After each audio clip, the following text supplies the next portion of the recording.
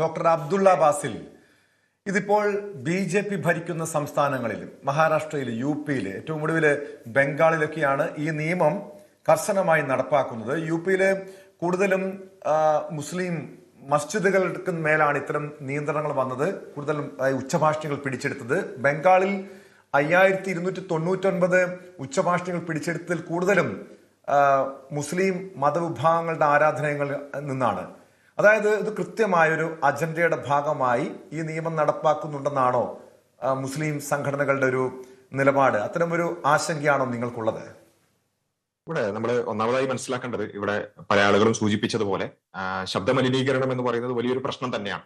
ഇത് പലതരത്തിൽ, ഇപ്പോൾ നമ്മളെ സംബന്ധിച്ചിടത്തോളം നമ്മൾ ഇന്ത്യയിൽ നിന്നാണ് സംസാരിക്കുന്നത്. ഇന്ത്യൻ സൊസൈറ്റി എന്ന് പറയുന്നത് വളരെ ലൗഡ് ആയിട്ടുള്ള സൊസൈറ്റിയാണ്. ഇത് ഈ ആരാധനാലയങ്ങളിൽ മാത്രം ഒതുങ്ങുന്ന ഒരു വിഷയമല്ല. അപ്പൊ നമ്മുടെ ഹോണടികൾ, നമ്മുടെ ഗാനമേളകൾ, അതേപോലെ തന്നെ പലതരത്തിലുള്ള പ്രോഗ്രാമുകൾ, പിന്നെ പബ്ലിക് പ്രോഗ്രാമുകൾ, രാഷ്ട്രീയ പ്രോഗ്രാമുകളൊക്കെ നിരന്തരമായി നടക്കുന്ന ഒരു സൊസൈറ്റിയാണ് നമ്മുടേത്. അപ്പോൾ തീർച്ചയായും അതിന് നമ്മൾ ശാസ്ത്രീയമായി പരിശോധിച്ച് നോക്കിയാൽ അത് പലതരത്തിലുള്ള പ്രശ്നങ്ങൾ ഉണ്ടാക്കുന്നുണ്ട്. അത് തിരിച്ചറിഞ്ഞുകൊണ്ട് ചെറിയ മാറ്റങ്ങൾ സംഭവിക്കുക എന്നുള്ളത് വളരെ സ്വാഭാവികമായി സംഭവിക്കേണ്ട ഒരു കാര്യമാണ്. അപ്പൊ അതിൽ ഈ ആരാധനാലയങ്ങളും അതിൽ പെടും. അപ്പൊ നമ്മൾ ആരാധനാലയങ്ങളിലെ മാത്രം ശബ്ദം നിയന്ത്രിച്ചുകൊണ്ട് കാര്യമില്ല. ഹോണും മറ്റ് സംഗീത നിശകളും അതേപോലെ തന്നെ DJ പാർട്ടികളും പിന്നെ ഗാനമേളകളും ഇതെല്ലാം ഒരേപോലെ തന്നെ നിയന്ത്രിക്കപ്പെടേണ്ടുന്ന ഒരു കാര്യമാണ്. അവിടെ നമുക്ക് കാണാൻ സാധിക്കുന്ന ഒരു കാര്യം, ഇപ്പൊ മുസ്ലിം സമൂഹത്തിനെ കുറിച്ചാണ് ചോദിച്ചെന്നുള്ളത് കൊണ്ട് ഇവിടെ നമ്മൾ മനസ്സിലാക്കേണ്ട ഒരു കാര്യം, ഇപ്പൊ കേരളത്തിലുള്ള മുസ്ലിം സൊസൈറ്റിയിൽ നിന്ന് ഈ വിഷയവുമായി ബന്ധപ്പെട്ട് കൊണ്ടുവന്നിട്ടുള്ള പ്രതികരണങ്ങൾ എന്താണ് എന്നാണ് പരിശോധിച്ച് നോക്കിയാൽ, ഏതാനും വർഷങ്ങൾക്ക് മുമ്പ് ബഹുമാനനായ പാണക്കാട് തങ്ങൾ, ഹൈദരലി തങ്ങൾ ഒരു പിന്നെ ആഹ്വാനം തന്നെ നടത്തിയിരുന്നു. അത് ഇതേ കാര്യം വിശദീകരിച്ചുകൊണ്ടാണ് അദ്ദേഹം പറഞ്ഞത്. അതിനു മുമ്പ് തന്നെ കേരളത്തിലെ വിവിധ സംഘടനകൾ, മുസ്ലിം മത സംഘടനകൾ തന്നെ ഈ വിഷയം ഉന്നയിച്ചുകൊണ്ട് മുന്നോട്ട് വന്നിട്ടുണ്ടായിരുന്നു. പാണക്കാട് തങ്ങൾ അത് ഏറ്റെടുത്തപ്പോൾ അത് കൂടുതൽ ചർച്ചയായി എന്ന് മാത്രം. അന്ന് തങ്ങൾ പറഞ്ഞൊരു കാര്യം എന്താ വെച്ചാൽ, ഈ ആരാധനാലയങ്ങളിൽ നിന്നുള്ള സൗണ്ട് നിയന്ത്രിക്കേണ്ടതുണ്ട്. അതിപ്പോ സമയം അറിയിക്കാനുള്ള, ഇപ്പൊ ഫോർ എക്സാമ്പിൾ ചർച്ചുകളിൽ നിന്ന് മണിയടിക്കുക, അതേപോലെ തന്നെ പള്ളികളിലാണെങ്കിൽ ബാങ്ക് വിളിക്കുക, ഇങ്ങനെയുള്ള സമയം അറിയിക്കാനുള്ള അല്ലെങ്കിൽ ആരാധനക്കുള്ള ഒരു വിളി എന്നുള്ള അർത്ഥത്തിലുള്ള അത്തരം കാര്യങ്ങൾ മാത്രം പുറത്തേക്ക് പോയാൽ മതി. അതടക്കം നിയന്ത്രിതമായിരിക്കണം. എന്നാൽ ബാക്കി നമ്മുടെ പ്രാർത്ഥനകൾ, ഇപ്പൊ നിസ്കാരാണെങ്കിൽ അല്ലെങ്കിൽ ജുമുഅ ഖുതുബകൾ, അതേപോലെ തന്നെ പ്രാർത്ഥന ഗീതങ്ങൾ, ഇങ്ങനെയുള്ള കാര്യങ്ങളൊക്കെ ആ പള്ളിയുടെ അല്ലെങ്കിൽ ചർച്ചിന്റെ, അമ്പലത്തിന്റെ പ്രിമൈസിന്റെ ഉള്ളിൽ മാത്രം മതി എന്ന് പറയുന്ന ആഹ്വാനം പാണക്കാട് തങ്ങൾ പറയുന്നു. അതിനുശേഷം അത് കേരളത്തിലുള്ള ഏകദേശം എല്ലാ മത പിന്നെ വിഭാഗത്തിൽപ്പെട്ട ആളുകളും അത് സ്വാഗതം ചെയ്യുന്നു.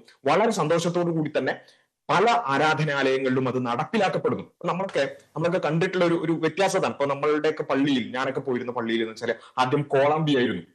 ഒരു RB ബാബു പറഞ്ഞതുപോലെയല്ല, മറിച്ച് ഇത് വളരെ സ്വാഭാവികമായി വളരെ സന്തോഷത്തോടു കൂടി ഇതിന്റെ പ്രശ്നം ബോധവൽക്കരിക്കപ്പെട്ടപ്പോ അവിടെ കൃത്യമായ പരിവർത്തനം നടന്നിട്ടുണ്ട്. കോളാമ്പികൾ മാറ്റി നമ്മുടെയൊക്കെ പള്ളിയിൽ, ഇപ്പൊ ഞങ്ങൾ പോയിക്കൊണ്ടിരിക്കുന്ന പള്ളിയിൽ അല്ലെങ്കിൽ നമ്മൾ അറിയുന്ന എല്ലാ പള്ളികളിലും കോളാമ്പികൾ മാറ്റി അവിടെ സാധാരണ സ്പീക്കർ വെച്ചു. ഈ സൗണ്ടിന്റെ പരിധികൾ അനുസരിച്ചുകൊണ്ട് മാത്രം. ഇപ്പൊ മുസ്ലിം പള്ളികളൊക്കെ അങ്ങനെയാണെന്നാണ് ഞാൻ മനസ്സിലാക്കുന്നത്. ഏതെങ്കിലും പള്ളികൾ അതിപ്പോഴും അത് മാറ്റാത്തതുണ്ടെങ്കിൽ മാറ്റേണ്ടതാണ്. അപ്പൊ ഞാൻ പറഞ്ഞു വന്നത്, എല്ലാ പള്ളികളിലും ഇപ്പൊ 2 ആംപ്ലിഫയറിന് 2 സെറ്റിംഗ്സ് ആണ്. എന്ന് വെച്ചാൽ ഒന്ന് ബാങ്ക് വിളിക്കാനുള്ളത്, സമയം അറിയിക്കാൻ, പ്രാർത്ഥനാ സമയം അറിയിക്കാനുള്ള ഒരു മിനിറ്റോ 1.5 മിനിറ്റോ ഉള്ള ബാങ്ക് വിളിക്കാനുള്ള പുറത്തേക്കുള്ള സ്പീക്കറും, ബാക്കി പ്രാർത്ഥനകൾ മുഴുവൻ പള്ളിയുടെ അകത്തും. ഇതിങ്ങനെ തന്നെയാണ് പോകുന്നത്. ഇത് ആവശ്യവുമാണ്. ഈ മാറ്റം നല്ലതാണ്. കാരണം അത് എല്ലാ മതവിഭാഗങ്ങളും അത് അംഗീകരിച്ചുകൊണ്ട് അത് ആ രൂപത്തിൽ മാറുക എന്ന് പറയുന്നത് വളരെ നല്ല കാര്യമാണ്. എന്ന് മാത്രമല്ല, അത് രോഗികളാകട്ടെ, അതേപോലെ തന്നെ വിദ്യാർത്ഥികളാകട്ടെ, അങ്ങനെയുള്ള ആളുകൾക്ക് വലിയ പ്രയാസമായിരിക്കും. അല്ലാതെ നിരന്തരമായി പ്രാർത്ഥനകളും അവിടെയുള്ള ഉപദേശങ്ങളൊക്കെ പുറത്തേക്ക് ഇങ്ങനെ കേൾക്കുകയാണെന്നുണ്ടെങ്കിൽ വലിയ പ്രയാസം തന്നെയാണ്, യാതൊരു സംശയമില്ല. ഇവിടെ ഞാൻ പറയുന്നത്, ഇത്ര നേരം ഞാൻ വിശദീകരിച്ചത് ഒരു കേരള മോഡലാണ്, അതല്ലേ കേരള സ്റ്റോറി എന്ന് വേണമെങ്കിൽ പറയാം. കാരണം എന്താ വെച്ചാൽ അതിന്റെ പ്രശ്നങ്ങൾ ബോധവൽക്കരിച്ച് അത് എല്ലാവരും ഉൾക്കൊണ്ട് എല്ലാ മതവിഭാഗങ്ങളും, അന്ന് പാണക്കാട് തങ്ങൾ അത് പറഞ്ഞപ്പോൾ അന്ന് ഹൈന്ദവ പണ്ഡിതന്മാർ, ക്രൈസ്തവ പണ്ഡിതന്മാരൊക്കെ വളരെ സന്തോഷത്തോടുകൂടി അത് സ്വീകരിക്കുന്നു. അതിനെക്കുറിച്ചുള്ള ചർച്ചകൾ നടക്കുന്നു, വലിയ പരിവർത്തനം ഉണ്ടാകുന്നു.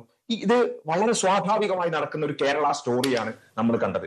എന്നാൽ ഇവിടെ ഞാൻ പറയുന്നത്, ഇത് എന്തുകൊണ്ടാണ് ഇങ്ങനെ സംഭവിച്ചത്? ഇവിടെ വിഷയം ശബ്ദമലിനീകരണമാണ്. എന്നാൽ വിഷയം വേറെ എന്തെങ്കിലും ആണെങ്കിലാണ് ഇപ്പോൾ നടക്കുന്നത് പോലെയുള്ള പ്രശ്നങ്ങൾ ഉണ്ടാവുക.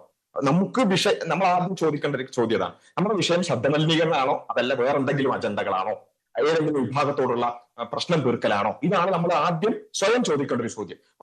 ബംഗാളിലാണെങ്കിലും അതിനു മുമ്പ് UP-യിലാണെങ്കിലും ഒക്കെ സംഭവിച്ചുകൊണ്ടിരിക്കുന്ന കാര്യം, ചില ആളുകളുടെ അവർക്ക് അവരുടെ വോട്ട് ബേസിൽ അടക്കം അവർ ഇത്രയും കാലം അവരുടേതായി മാത്രം കണ്ടിരുന്ന വോട്ട് ബേസിൽ അടക്കം ചോർച്ച സംഭവിക്കുന്നു എന്ന് അവസാനം വന്ന കോക്രോച്ച് ജനതാ പാർട്ടിയുടെ അതേപോലെ തന്നെ ഡൽഹിയിൽ നടന്ന സമരങ്ങളിലൂടെയൊക്കെ മനസ്സിലാകുമ്പോൾ അതിൽ നിന്ന് എങ്ങനെയെങ്കിലും വഴിതിരിച്ചു വിടാനും അതേപോലെ തന്നെ ഒക്കെ വിഷയങ്ങൾ ഉണ്ടാക്കിക്കൊണ്ട് വിവിധ മതങ്ങൾക്കിടയിലും മതസ്ഥർക്കിടയിലും പ്രശ്നങ്ങൾ ഉണ്ടാക്കാനും വേണ്ടിയുള്ള ശ്രമമാണ് മറുഭാഗത്ത് നടക്കുന്നത്. ശബ്ദമലിനീകരണമാണ് പ്രശ്നം എന്നുണ്ടെങ്കിൽ അത് എല്ലായിടത്തും ഒരുപോലെ പതിയെ സാവധാനം ബോധവൽക്കരണങ്ങളിലൂടെ അത് ബോധ്യപ്പെടുത്തി നടത്തേണ്ട ഒരു കാര്യമാണ്.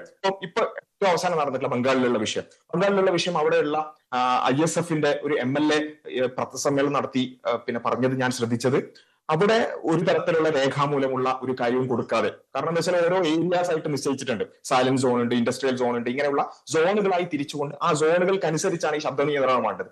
അതിൽ കൃത്യമായ രേഖാമൂലം പള്ളികൾക്കാണെങ്കിലും ആണെങ്കിലും ആ രേഖാമൂലമുള്ള കാര്യങ്ങൾ കൊടുത്ത് അതിലൂടെയാണ് നടത്തിയെടുക്കേണ്ടത്. അതൊന്നുമില്ലാതെ പോലീസ് പോയി പിന്നെ ജസ്റ്റ് വാക്കാൽ പറഞ്ഞ് അതൊക്കെ പിന്നെ അഴിച്ചു മാറ്റണം എന്ന് പറയാം, അങ്ങനെയുള്ള ഒരു നടപടിയാണ് നമുക്ക് അവിടെ കാണാൻ സാധിക്കുന്നത്. അവിടെ സ്വാഭാവികമായിട്ടും ഇത്രയും കാലമുള്ള ഒരു കാര്യം പെട്ടെന്ന് മാറ്റുമ്പോൾ ഒരു ബോധവൽക്കരണം ഇല്ലാതെ അതിന്റെ പ്രശ്നം എന്താണെന്ന് പഠിപ്പിക്കാതെ നടക്കുമ്പോഴുള്ള ഒരു പ്രശ്നമാണ്. അതുകൊണ്ട് ഞാൻ പറയുന്നത് ഇവിടെ ശബ്ദമാണ് പ്രശ്നം, വേറെ എന്തെങ്കിലുമാണോ പ്രശ്നം എന്നുള്ളതാണ്. ഇപ്പൊ ഞാൻ വേറൊരു ഉദാഹരണം പറയാം.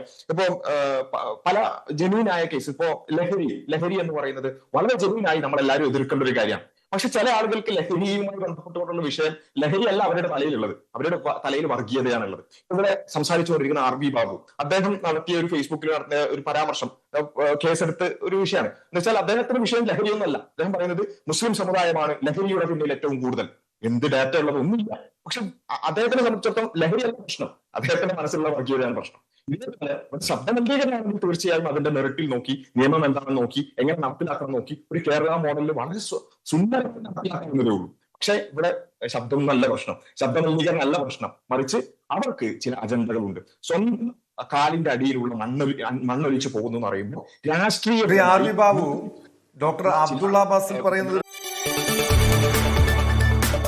കൂടുതൽ വാർത്തകൾക്ക് News 18 Keralam YouTube channel subscribe ചെയ്യുക.